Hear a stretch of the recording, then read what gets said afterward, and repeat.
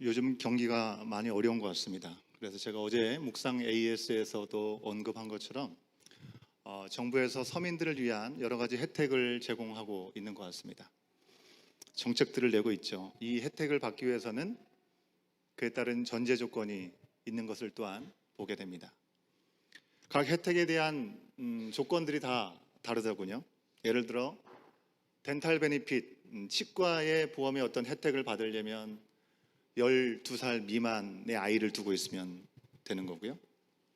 렌트비의 보조는 가족이 세금을 낸 후에 총수입이 얼마 이하여야 된다라는 조건이 있습니다. 그런데 이에 앞서 이런 혜택을 누리기 위해서는 공통적으로 제시되는 조건이 있죠. 그것은 뭡니까?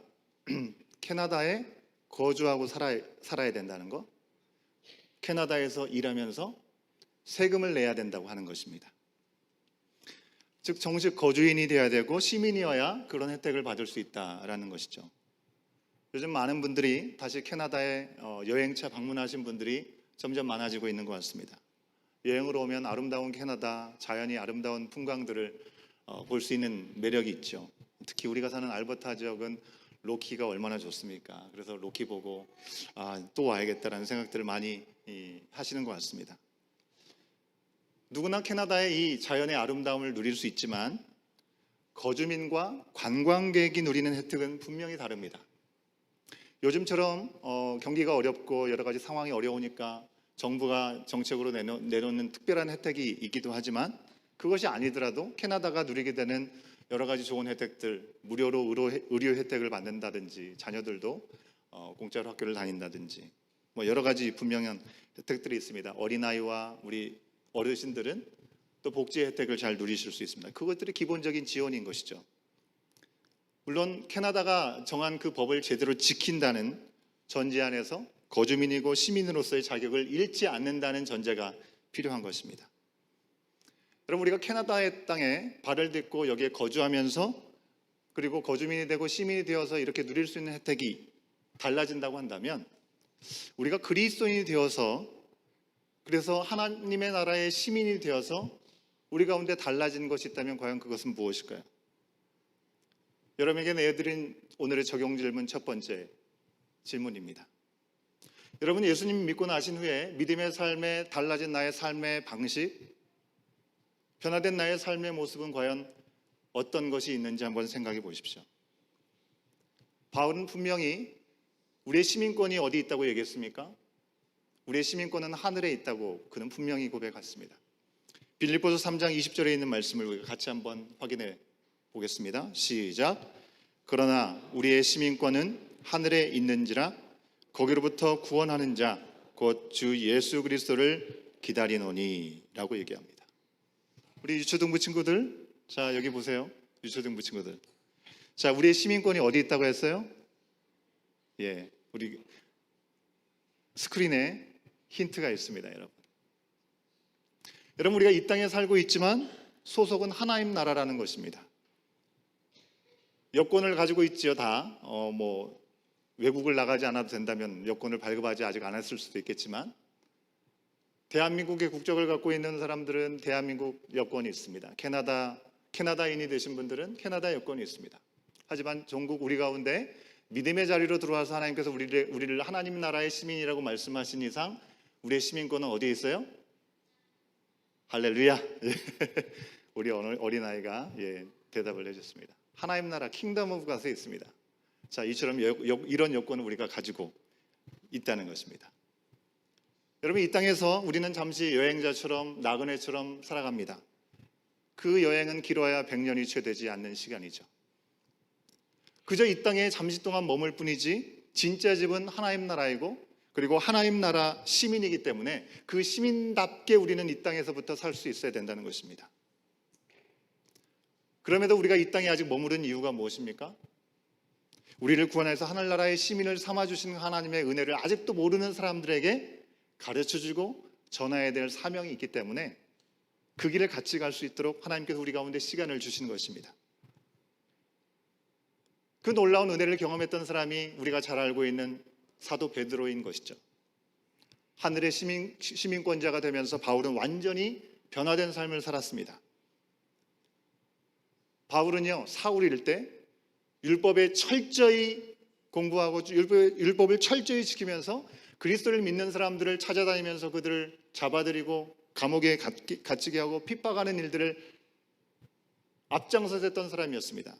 그런 그가 예수님을 만난 후에 그리스도의 복음을 전하느라 이제는 예수님 때문에 핍박을 받는 자의 자리에 있게 되었습니다. 전에는 세상 사람들 누가 보더라도 인정받을 수 있는 종교의 리더였지만 이제는 사람들이 잘 알지도 못하는 예수라고 하는 사람, 하나님의 아들이라고 하는 구원자라고 하는 그 소식을 전하면서 이단자라고 불려지고 자칭 사도로 의심받고 멸시받고 매맞고 괴롭힘을 당하는 자리로 완전히 바뀌게 되었습니다. 고린도후서 6장 4절과 5절 말씀에 보면 바울이 경험한 어려움들이 어떤 것인지를 우리 가운데 분명하게 알려줍니다. 어떤 게 나와 있습니까? 화면에 보시면 알겠지만 우리 아까 말씀으로도 읽었습니다. 많이 견디는 것, 환난, 궁핍, 고난, 매맞음, 갇힘, 난동, 수고로움, 자지 못함, 먹지 못함, 어떤 거 하나도 매력적인 게 없습니다. 너무나 힘들고 고통스러운 시간입니다. 자, 우리 유치원부 친구들 잘 보고 있죠? 예, 잘 보세요. 여러분, 사실 한국 기독교가 지금까지 강단에서 전했던 많은 말씀들이 하나님을 믿으면 복을 받는다라는 기복적인 그런 메시지들이 많았던 것 또한 사실입니다. 그런데 실상 바울이 예수님을 믿은 결과를 보면 과연 정말 그런가? 우리는 질문을 던지지 않을 수 없습니다. 세상에서 잘 먹고 잘 사는 것이 예수님 믿는 것이라면 바울의 삶은 틀린 것이죠. 단순히 바울이 예수님을 잘 알지 못할 때 처음 복음을 전했기 때문에 그 당시에는 알지 못하는 사람들이었기 때문에 그런 상황이었기 때문에 그런 것입니까? 아니요. 예수님을 믿고 전하면서 살면 이런 어려움은 언제든지 경험할 수 있는 일이라고 하는 것입니다. 로마서 8장 17절에 있는 말씀대로 우리는 그리스도를 믿음으로 하나님의 자녀가 되었고 그리고 하나님의 아들이신 예수님과 바로 공동 상속자가 되었다고 분명히 말씀합니다. 상속자는 무엇을 받습니까? 영광뿐만 아니라 고난도 함께 받기 때문에 그렇죠. 함께 확인해 볼까요? 8장 17절입니다. 시작. 자녀이면 또한 상속자 곧 하나님의 상속자요 그리스도와 함께한 상속자니 우리가 그와 함께 영광을 받기 위하여 고난도 함께 받아야 할 것이니라. 하나님 나라의 상속자이기 때문에 우리 가운데 영광뿐만 아니라 고난도 예비되어 있다는 것입니다. 여러분, 하나님의 아들이신 예수님도 받으신 고난을 우리가 받고 싶지 않다고 피해갈 수 있습니까? 비껴갈 수 있는 것이 아닙니다. 왜요?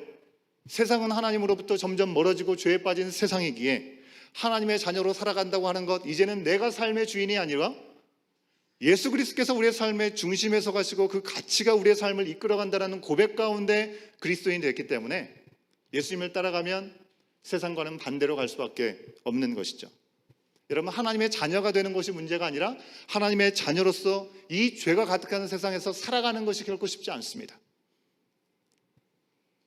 10여 년 전에 제가 청년들과 그 당시에 섬겼던 교회에서 청년들과 함께 동남아로 단기 선교를 다녀왔습니다. 그곳에 가서 여성들은 차도를 두르고 있는 그 모슬렘 지역이었기 때문에 무슬림들에게 복음을 전하면서 참 놀라운 하나님의 은혜를 경험하고 돌아오게 되었습니다. 너무 감사한 일들이 많았습니다.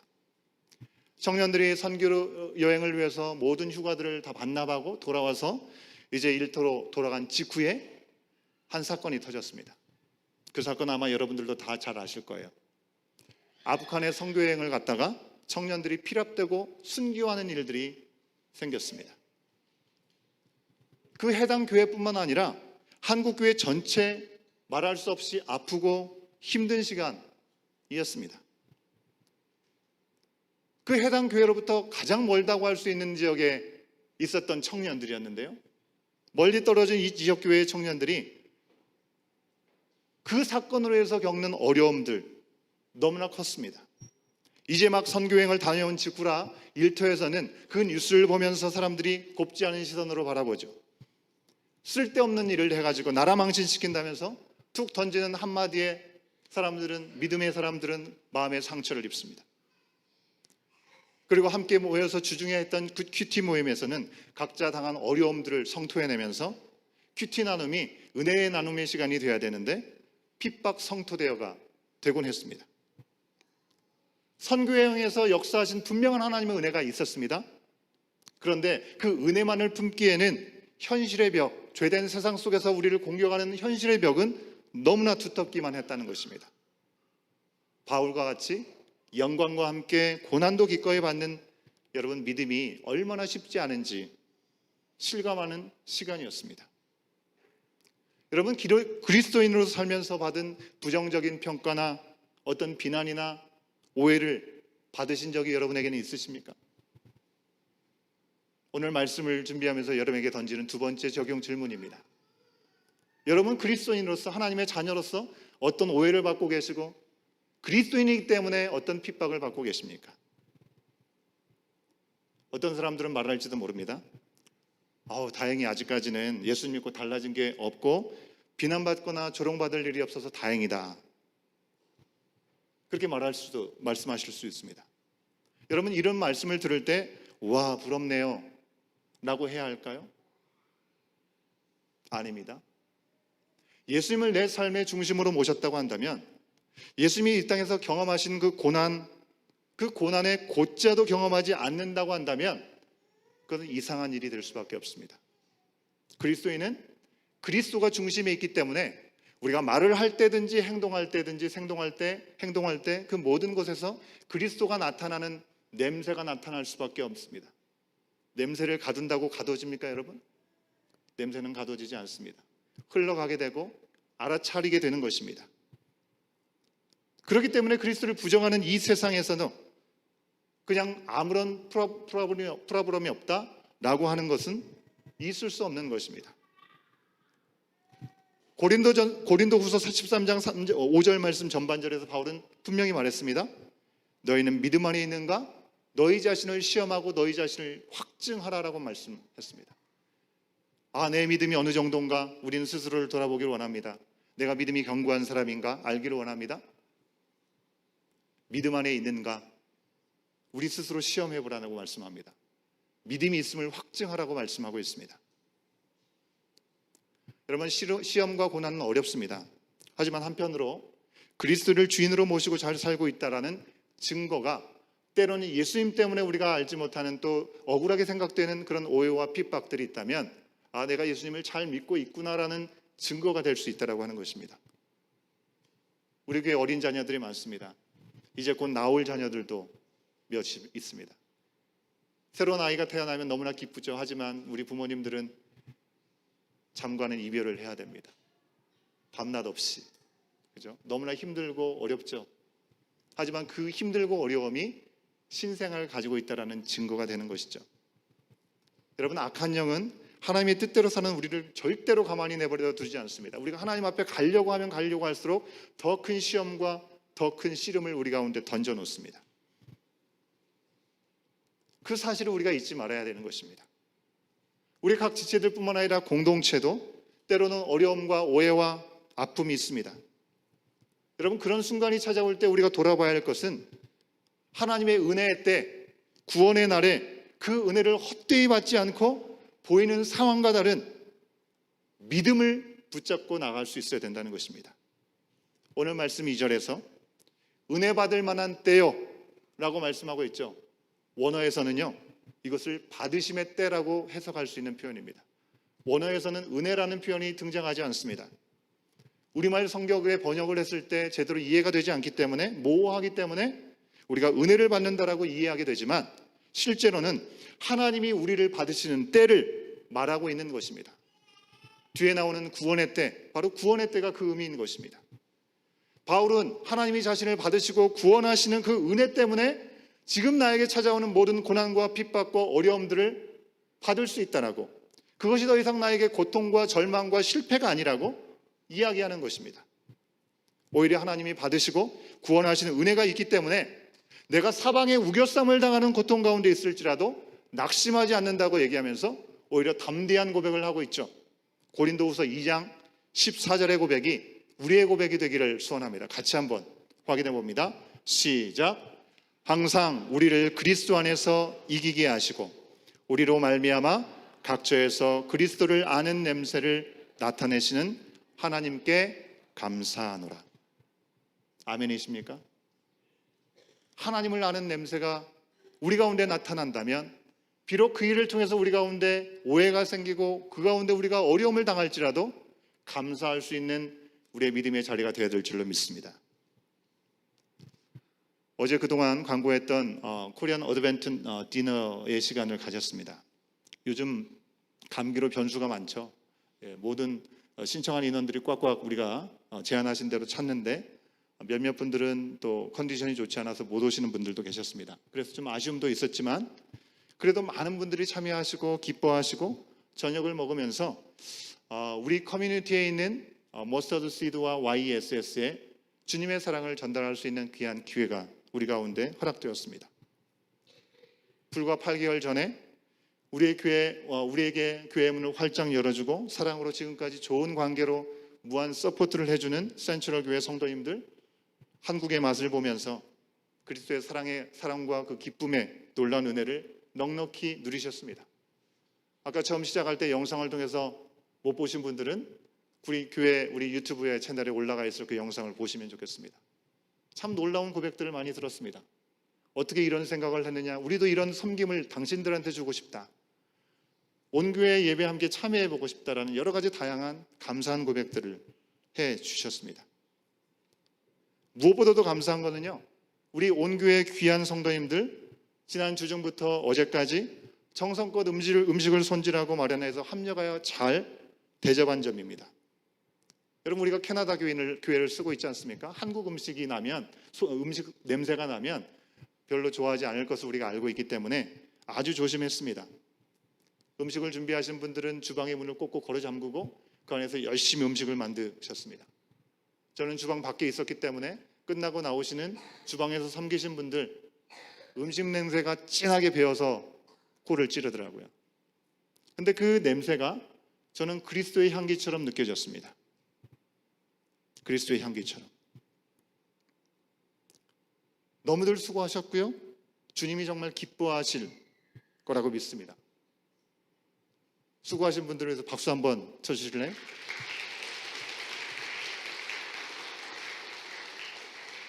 물론 함께 티켓을 구입하고 넉넉한 후원을 위해서 함께 하시는 우리 많은 모든 분들에게도 감사의 마음을 전합니다. 여러분, 우리가 사랑으로 두 끼 섬겼습니다. 두 끼를 섬기는 대로 이렇게 그리스도의 향기가 진한데 우리의 삶에서 예수님의 마음으로 사랑하고 섬기면 우리에게 그리스도를 아는 냄새가 날 수밖에 없지 않겠습니까? 사람들의 마음이 선하면 그 냄새를 향기로 맡고 하나님께 영광을 분명히 돌릴 것입니다. 하지만 세상의 많은 사람들은 그리스도의 향기를 맡으면 거부하죠. 왜요? 하나님을 등지고 하나님을 외면하기 때문이 그렇습니다. 하나님을 부인하기 때문에 그리스도를 아는 냄새를 맡으면 그냥 지나쳐가지도 않습니다. 무시하고 조롱하고 때로는 핍박도 합니다. 아마 여기 앉아 계신 여러분들 가운데, 우리 가족들 가운데도 아직까지 주님을 주인으로 영접하지 않으신 분들도 꽤 되실 겁니다. 오히려 하나님을 믿는 것을 완전히 반대하는 자리에 계신 분들도 있을 것입니다. 그런 분들에게는 정말 예수님을 믿는 것 때문에 너무나 힘들고 핍박을 받는 그런 경험들도 분명히 있으실 것입니다. 어쩌면 일터 동료에게 하나님을 열심히 믿는 그 믿음 때문에 의지가 박약한 사람처럼 보여지고 독립심이 없는 사람처럼 여겨지면서 조롱과 비웃음을 받는 경우들도 있을 수 있습니다. 우리 자녀들은 어떨까요? 우리 자녀들 학교에서 주일에 예배 드리는 시간이기 때문에 우리는 갈 수 없다 하지만 그 시간에 함께 놀기로 했는데 내가 가지 않는 것 때문에 종교에 지나치게 빠져있는 쿨하지 못한 사람으로 보여지는 그런 부분들도 분명히 있을 거라는 것입니다. 무시하는 눈빛이 있을 거라는 것입니다. 왜 우리의 상황이 이렇다면 예수님을 믿는 삶은 행복 끝 고생 시작인 것입니까? 여러분, 오늘 말씀에서 바울은 그렇지 않다라고 얘기합니다. 보여지는 것이 형편없는 상황이지만 지난주에 묵상 말씀 그리고 오늘 말씀에서 분명히 나오는 것처럼 바울은요, 그가 겪는 고난과 억울함을 실패라고 생각하지 않습니다. 오히려 겉보기보다는 겉으로 보는 게 완전히 전부가 아니라고 확신 있게 그는 믿고 이야기해주고 있는 것이죠. 고린도후서 4장 16절부터 18절까지의 말씀 우리가 같이 한번 확인합니다. 시작. 그러므로 우리가 낙심하지 아니하노니 우리의 겉사람은 낡아지나 우리의 속사람은 날로 새로워지도다. 우리가 잠시 받는 환난에 경한 것이 지극히 크고 영원한 영광에 중한 것을 우리에게 이루게 함이니 우리가 주목하는 것은 보이는 것이 아니요 보이지 않는 것이니 보이는 것은 잠깐이요 보이지 않는 것은 영원함이라. 여러분 요즘 흔히 이 맛있는 빵 같은 거, 이 음식을 표현할 때 겉은 바삭바삭하고 속은 촉촉하면 뭐라고 얘기해요? 겉바속촉이라고 얘기한답니다. 여러분 우리 그리스도인들은 겉 old, 속 new가 되어야 된다는 것입니다. 말씀 얘기하고 있지 않습니까? 우리의 겉사람은 낡아지나 속사람은 날로 새롭도다. 우리의 겉모습이 비록 매력적이게 보이진 않을지라도 우리의 속사람이 성령께서 우리 가운데 거하시기에 날로 새로워지는, 그래서 그 모습을 보는 자마다 생명의 놀라운 역사가 일어나는 은혜가 우리 가운데 있기를 소원합니다. 여러분, 바울의 삶은 별 문제가 없고 순탄하지 않았습니다. 예수 믿고 더 많은 어려움을 겪고 무시당하고 그리고 근심한 일이 얼마나 많이 있었습니까? 여러분 고린도 교회를 한번 생각해 보십시오. 그가 고린도에 방문하지 않고 고린도에서 복음을 전하지 않았다면 고린도 교회가 세워지지 않았을 것입니다. 그랬다면 고린도 교인들로 인해서 그들의 성적인 도덕적인 타락에 대해서 그는 근심할 필요가 없었겠죠. 그들로부터 바울이 정말 사도가 맞나? 바울은 왜 하나님의 아들을 믿는 하나님의 예수 그리스도를 따르는 사도가 되었는데 왜 그는 여전히 가난하고 뭔가 반대자들이 줄줄 따르는 그런 삶을 사는 것인가? 그런 질문을 받을 필요도 없었겠죠. 바울만 그렇습니까? 우리도 마찬가지죠. 우리가 예수님 믿고 그 말씀을 지키려고 그 말씀대로 살려고 몸부림치지 않았다고 한다면 안 들어도 될 말을 우리는 안 듣고 살 수 있는 것입니다. 죄송하지만 제 경우를 잠깐 말씀드리겠습니다. 진성인 목사는 온 교회 공동체 여러분에게는 담임 목사일 수 있습니다. 하지만 에드먼턴의 어떤 분들에게는 연로하신 성도님들을 내버려둔 괘씸한 젊은 목회자로 보일 수 있습니다. 에드먼턴 그리고 캐나다 장로교단의 어떤 교회에서는 교단에서 쫓겨나듯 나온, 그래서 지금 목회와 삶이 너무나 어려워진, 교단 탈퇴하면 안 된다고 하는 본보기로 사용되는 그런 사람입니다. 어떤 분은 새로 시작된 교회 성도들이 예전 교회로 많이 돌아갔다는 소식을 들었다고 하면서 저에게 진심으로 걱정하는 마음으로 연락도 주셨습니다. 여기는 사실과 다른 일도 있고 오해도 있습니다. 하지만 전혀 후회도 없고 억울하지도 않습니다. 그런 말이 들리면 마음은 좀 안타깝습니다. 하지만 지금 우리 안에 임재하여 주시고 역사하여 주시는, 우리를 진리로 자유케 하시는 성령께서 우리 가운데 계시기에 아무런 문제가 되지 않습니다. 우리 성도님들도 때로는 저에게 목사님 좀 잘하세요 하실 수 있겠죠. 그럴 때마다 저는 제 연약함을 주님 앞에 드리고 또 주님께서 기뻐하시는 그 일이라고 한다면 믿고 인내하고 섬기면 될 것입니다. 그러니 저도 여러분에게 바울처럼, 바울이 고린도 교회에게 권면했던 것처럼 여러분에게 말씀 부탁드리고 싶습니다. 여러분, 마음을 넓혀주시기를 바랍니다. 또 저를 위해서, 교역자들을 위해서, 리더십을 위해서 기도해 주시고 함께 마음을 모아주시기를 부탁드립니다. 세상이 뭐라고 하고 사람들이 우리를 오해하고 비난해도 우리가 하나님 앞에 부끄러움이 없다고 한다면 여러분, 이 길은 계속 가야 되는 길입니다. 진리를 위협하는 거짓은 바로 잡아야겠지만 세상에서 이상하게 보고 이해하지 못한다고 해서 여러분 낙심해서는 안 됩니다. 예수님을 제대로 믿으며 영광과 고난을 이기는 사람들은요, 히브리서 11장 38절 전반절에서 분명히 말합니다. 세상이 감당하지 못하는 사람이라고 분명히 말씀하고 있습니다. 우리 모두가 세상이 어쩔 수 없는 어떻게 하지 못하는, 감당치 못하는 사람들이 되어야 될 줄로 믿습니다. 사람이 감당하지 못한다고, 세상이 감당하지 못한다고 우리가 적당히 세상의 눈높이에서 사람들에게 맞출 필요는 없습니다. 왜요? 예수님께서 성육신하여서 이 땅에 오신 것 자체가 우리가 이해할 수 없는 일이고요. 예수님께서 우리를 구원하시기 위해서 십자가에서 대속하신 일은 아무리 설명해도 우리가 이해할 수 없는 일이라는 것입니다. 예수님은 당신의 뜻대로 하나님의 방법대로 그 일을 행하셨습니다. 그리고 그 은혜를 우리 가운데 주셨습니다.